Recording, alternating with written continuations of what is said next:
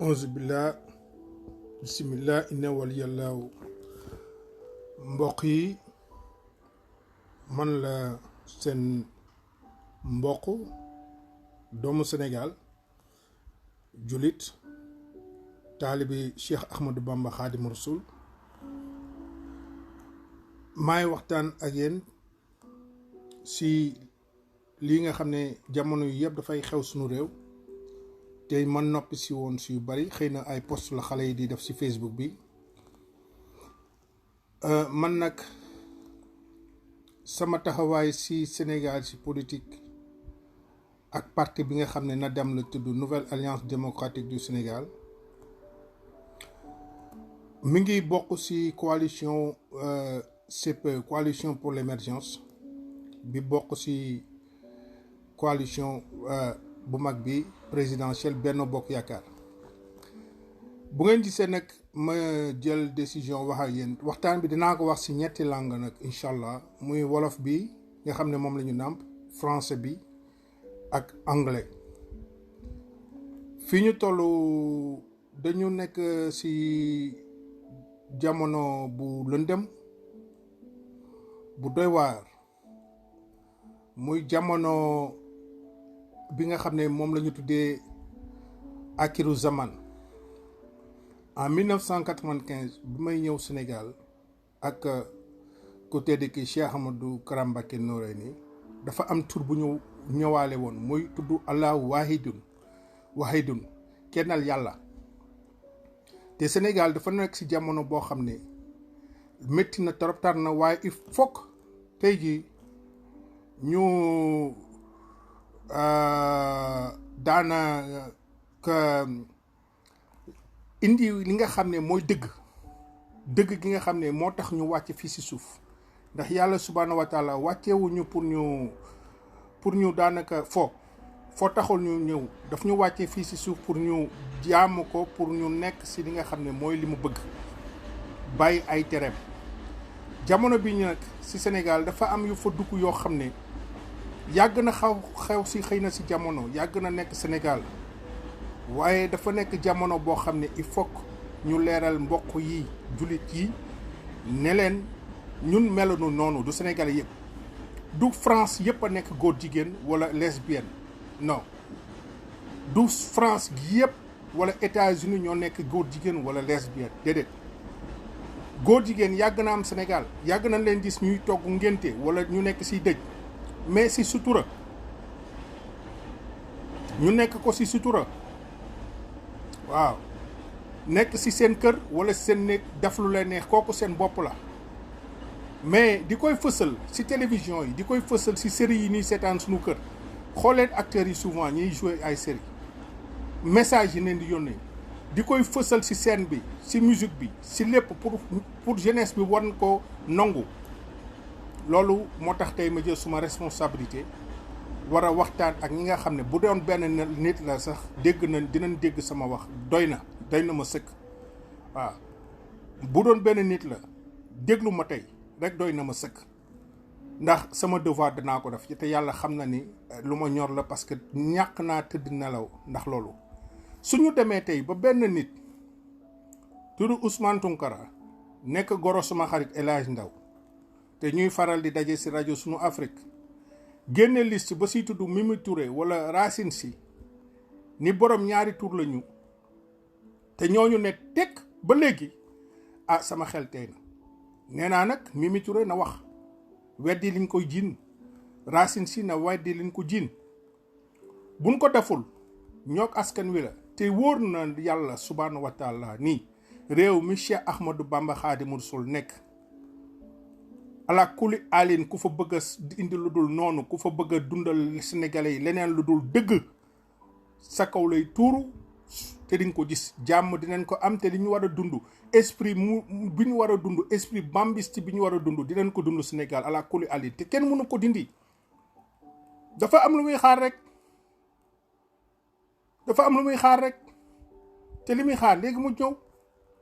man xalaatuma woon de tey ci samedi bi nii dinaa def lii parce que musuma ko woon xalaata def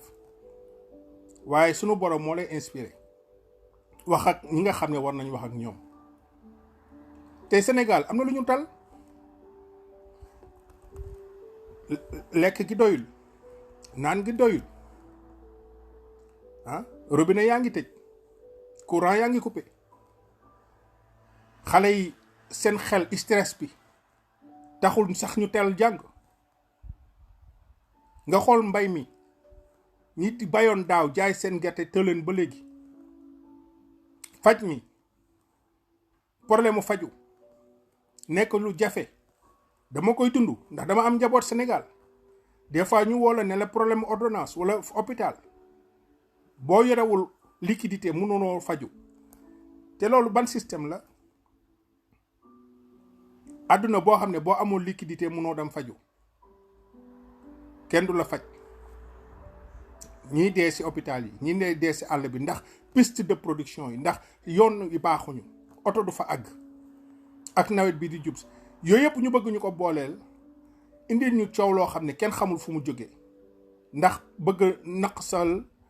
affaire Aliou Sall Petro-Tim ndax bëgg aussi li nga xam ne moo fi jógoon muy affaire criminalisation li nga xam ne mooy pédophilie ak viol te ñu président defoon ci benn waxtaan ba ne woon ministre de la justice dina ko wax mu def projet de loi pour que ñu criminaliser ko mais tey ji anañu projet de loi boobu fu mu toll kenn waxu ci déggatuñ ci dara ndax lan affaire pétrole bi après affaire pétrole bi ñuy waxu affaire Oxfam affaire Wally Seck affaire coow li bari na Sénégal mais li wóote wóor fi ñu toll li wóote wóor mooy wax ak askan wi mooy ne leen na ngeen vigilant parce que loo xam ne yàlla tuumaal na ko ci Sodome ak Gomorrhe yàgg na ba ko yàlla toroxalee ña ko doon jëfee mu toroxal leen sànq leen ñu ne ñun léegi nag dañu bëgg a imposer ñun ñu nekk ci société boo xam ne dañu war a nangu ñaari góor war a dugg sax tribunal ne dañuy sëy wala mairie ne dañuy sëy ñu ne ñu dañu war a ñun nangu ni ay doomu aadama dañuy jóge fee jigéen ak jigéen ne dañuy dëkk bokkandoo kër dañuy sëy loolu ci Sénégal loolu ala kulli an man de sama bakkan man bii laa ci teg du am Sénégal bu ñu demee ban président di taxaw ci rajo yeeg télévision yi naan Sénégal am nañ tolérance boobu duñ leen duma duñ leen rey duñ leen dàq duñ leen def dara comme Nigéria wala fële Ouganda bu ñu demee ba conseil de sécurité des Nations Unies Sénégal wala voté abstention ci loi yi ñuy war a accorder lesbiennes yeeg homosexuels yi ci yenn dëkk yi nga xam ne problème am na réewu Cheikh Ahmadou Bamba Khadimu Rasul laay wax président de la République bi yabal kan nekk Nations Unies ne ko absteniral mooy waxoo waaw waxoo déet doon naafeq kon fi ñu toll ñun suñu gouvernement képp kuy sénégalais tey jii naafeq nga moom la ñu yóbbu fële ci Nations Unies nañu affaire góor jigéen bi ñun xamuñu ci waaw xamuñu ci déet dañuy abstenir réew moo xam ne dafa war a nekk tey jii loo xam ne dafa war a jël exemple da ñëpp a war a ñëw roy ci Sénégal waaw ñu roy ci Sénégal mooy la nekk Touba te bu àdduna jot chaque màggal nga gis àdduna bi yëpp fu nekk nit di fay jógee di ñëw barkeelu ci li nga xam ne moom moo dem liggéey am ndam li indi ko muy Cheikh Ahmadou Bamba Khadimu Rasul ñu ne réew moomu affaire góor jigéen ak lesbienne waxu ci ànd na ci àndu ci loolu moo xew aux Nations Unies man personnellement je me suis senti attaqué ci sama dignité ak sama ngëm sama foi parce que sénégalais laa gëm sama bopp nag gëm Cheikh Ahmadou Bamba Khadimu Rasul tey ak ëllëg kon nañu xoolaat suñu bopp bu ñu bañ ñu nax parce que ñi dugg tey Sénégal bëgg yàq suñu xel yi bëgg yàq Sénégal dañu am jumtukaay yoo xam ne raw na fu ne ci modernité bu ñu deful ndànk sunu doom yi dana leen dugal seen bopp ni normalul góor ak jigéen war a sax sëy góor ak góor ñoo war a sëy jigéen ak jigéen ñoo war a sëy julli sax daganatul dem juma sax daganatul dañuy coow rek nodd yi ñu leen di noddool sax si quartier yi baaxul dee leen musique donc nag li ñu am de mooy sunu kàddu mooy waxtaan ak nit ñi ku mu neex nag baax na man seetlu naa nag ni depuis que may wax ci affaire bi scandalu góor jigéen yeeg yooyu xarit ñu bari ñoo nekkoon ami sur Facebook ñi ngi dindeeku alhamdulilah mu gën a neex sax waaw dam leen ndax man ñu dëggu laa bëgg a am ci samay ami compte ami Facebook waaw ku ko mën a yaatal li may wax ragaluma ci dara nga yaatal ko dinaa ñëw aussi léegi ci waxtaan bi nga xam ne mooy Khalifa Sall bi ñu téye boobu ba léegi Khalifa Sall Macky Sall bàyyi ko mu ñibbi këram gis nañ lu fi gën a garaaw te ñu ngi fii di dox doomu aadama yaayam di dund soxla gis doomam ay doomam nekk fi njabootam yow nga ne tépp ci kaso baax na lu waay rendi rek sa loxo lay nàcc ndax bés dina ñëw te xool leen fàttaliku leen tuuti amoon na fi jamono kenn xalaatul woon ni Karim Wade dina dem Rëbës bi may ñëw Sénégal en 2011 kenn xalaatul woon boobu dañ naan la sa xar yi Karim Wade la ñuy àndal wala Ablaye Wade la ñuy voter mais yàlla li mu def gis ngeen ko ki nga xam ne kenn xalaatul woon mu nekk président muy Macky Sall yàlla def ko président man maa waxoon Macky Sall président par défaut la maa réitéré sama wax boobu lu tax ma wax ko parce que moom dong moo nekkoon peut-être ki mënoon wutu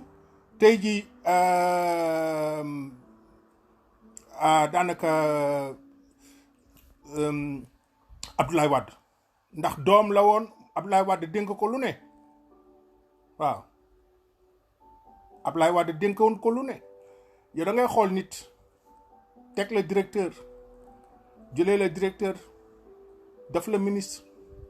jëlee la ministre def la premier ministre dénk la campagne am direct nga nekk directeur de campagne mu jëlee la fa def la assemblée nationale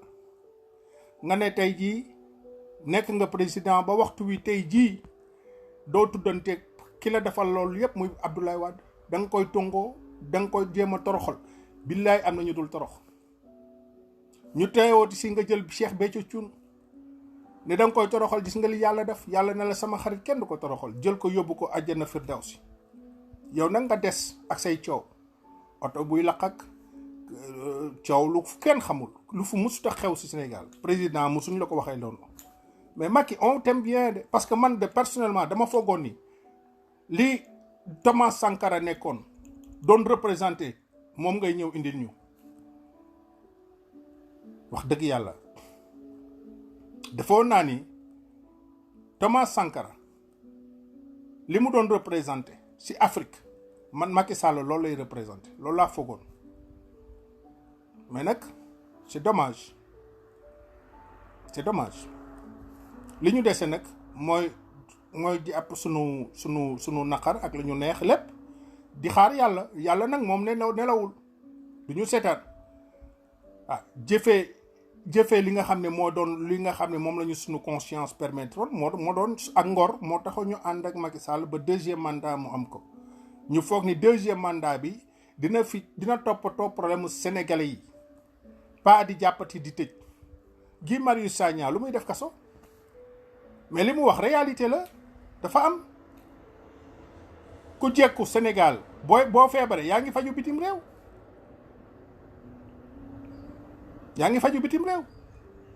man bu ma déggee ministre de la santé daan Sénégal am na hôpitalam yi mat na sëkk mais kooku ku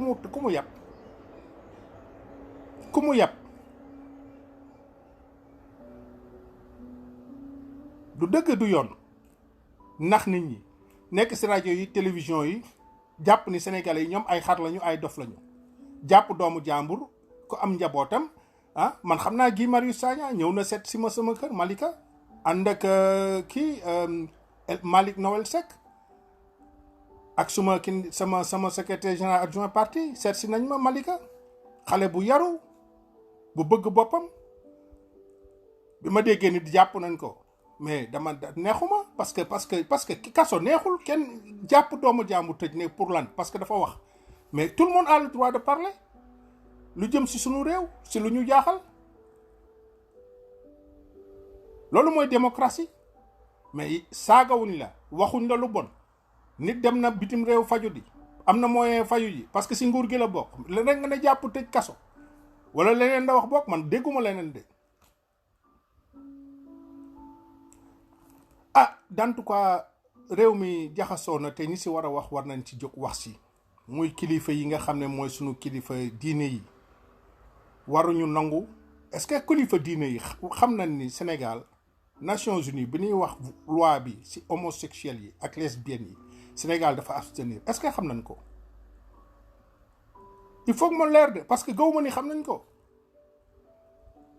gaw ma ni sëñ Mountakha Mbacké yëg na ni Sénégal dafa abstenir fa Nigéria bañee ne déedéet te pourtant Cheikh Ahmadou Bamba fay ñëwul Nigéria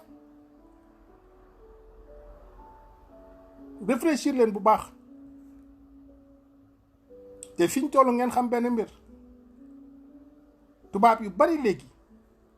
dañuy jël seen week-end damatuñu Nice damatuñu Cannes Dakar la ñuy ñëw damuñu Dakar de su aéroport Blaise Diagne la ñuy génn jël seen taxi dem Mbour foo ba doyal ak ñi ñu war a fowal dellu si waat aéroport ñibbi kenn jaaratu sax Dakar léegi waaw Petite Côte bi moom Sénégal mooy département bu beesu France région bu beesu tubaab yi dañu war a bañ dafa jot xam suñu bopp dafa jot waaw xam suñu bopp dafa jot voilà comme je l'avais dit je vais essayer de parler avec mes compatriotes qui ne parlent pas wolof qui ne comprennent pas wolof. Nous sommes dans une situation aujourd'hui au Sénégal où le silence devient un crime.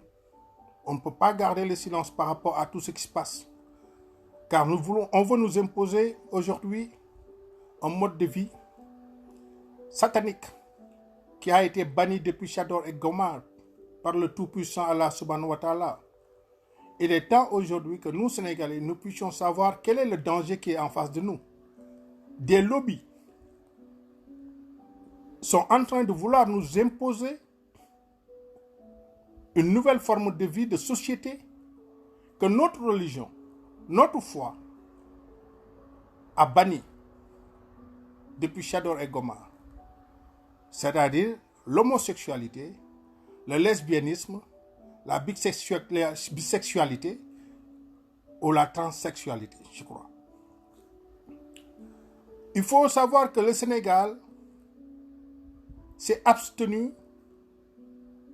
lors de la résolution aux Nations Unies, je crois que c'est la résolution 27, pour légiférer les droits des homosexuels, des lesbiennes,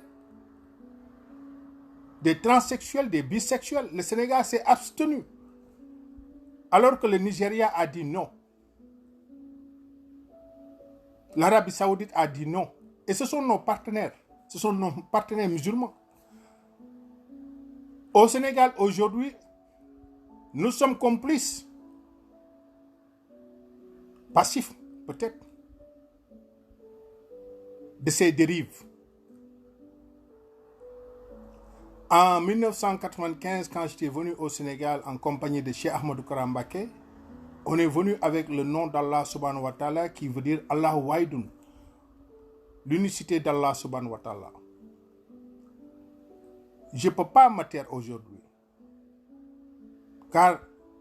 nous sommes en face d'une situation inédite chez nous. Depuis le début de l'année, depuis l'élection présidentielle, chaque jour, il y a des scandales. Après les crimes de cette pauvre dame, demoiselle à Tambacounda, on nous parle de Petrotim. Après Petrotim, on nous parle de Oxfam du cas Wally Seck, de l'homosexualité. Chaque jour, on nous amène un dossier. Le Sénégal est gravement malade. Après, on nous parle de la CAN. On veut nous faire croire qu'on a gagné une coupe qu'on a perdue d'avance. Parce que la fédération sénégalaise est incapable de poser un problème qui est intervenu à 24 heures du match. Changement d'arbitre.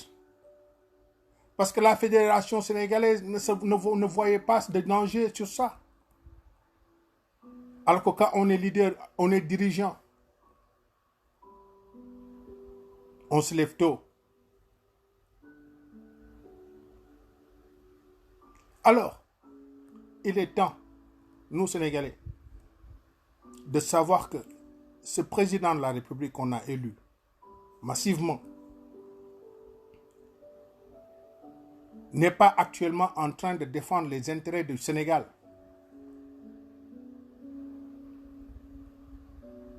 Car défendre les intérêts du Sénégal, c'est dire la vérité aux Sénégalais et prôner la vérité partout dans le monde. Notre vérité à nous. Notre vérité à nous, c'est l'éducation. Notre vérité à nous, c'est manger à sa faim. Notre vérité à nous, c'est nous soigner. Notre vérité à nous, c'est pouvoir prendre nos médicaments. Notre vérité à nous, c'est nous rendre dans des villages isolés, voir nos familles. Notre vérité à nous, c'est pouvoir transporter nos malades qui sont dans des villages reculés. Notre vérité à nous, c'est que nos producteurs achètent les produits de nos cultivateurs au bon prix. Notre vérité à nous n'est pas de légiférer pour des lois ou des futures lois qui vont autoriser peut-être des homosexuels demain au Sénégal à se marier, avoir les mêmes droits que les couples normaux. Enfin, c'est un cri du cœur. Je ne suis pas le seul peut-être aujourd'hui à avoir envie de parler, mais chacun de nous doit parler. Chacun de nous doit pouvoir aujourd'hui exprimer son ras-le-bol, car nous sommes citoyens d'un des plus beaux pays du monde, mais qui est malade aujourd'hui. Le Sénégal, il est malade de beaucoup de maux. Quand un ministre de la Santé se permet de dire que nos hôpitaux sont très bien équipés aujourd'hui au Sénégal, c'est que cette maladie, elle est verticale. Elle vient d'en haut.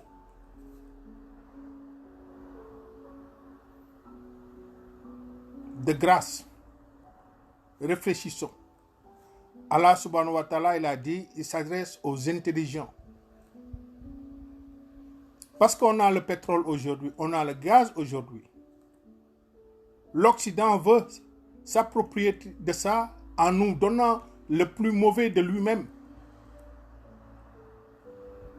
pour nous mettre en mal avec notre propre société.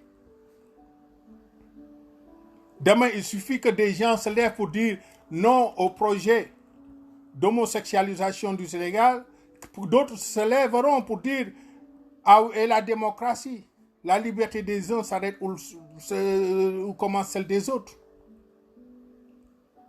À un moment donné, le patriotisme nous amène à dire non. Waaw xam naa ñi déglu ñoo ëpp sax ci wolof ndax mënul woon ñàkk rek ma wax ne man awma lu may nëbbu ak sama naataangoo yi nga xam ne ñoom laa nekkal muy nasaraan yi tubaab yi. Even the worst president of the United States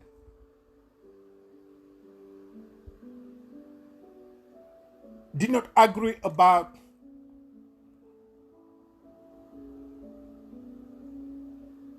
the gays' right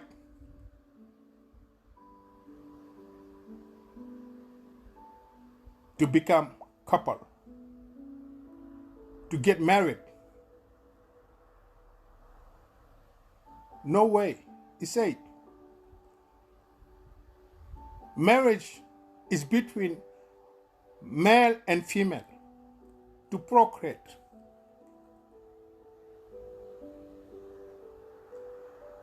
So it can be the worst president of the United States, but still he say the truth.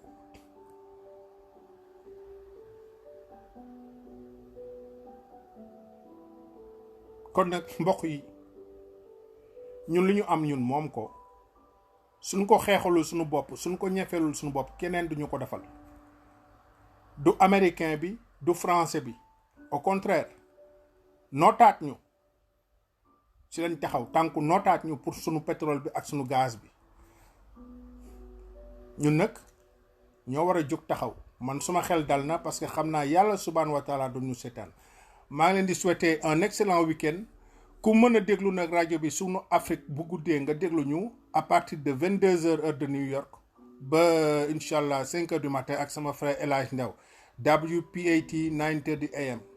mu ngi nekk kon xam naa ay 7h du matin heure u Dakar wala nekk France ay 8h xam naa 4h du matin waaw 4h du matin lay nekk heure u France kon di leen di jaajëfal loolu moom laa doon waxtaan ak yéen xam naa du ñàkk yeneen i jamono dinañ gën a waxtaan aussi comme nii rek si di jaajëfati ku ko mën a partager nga partager ko ku ko mën a déglu nga déglu ko kum neexul boo bëggee génn sama Facebook aussi nga génn si amul benn problème wasalaam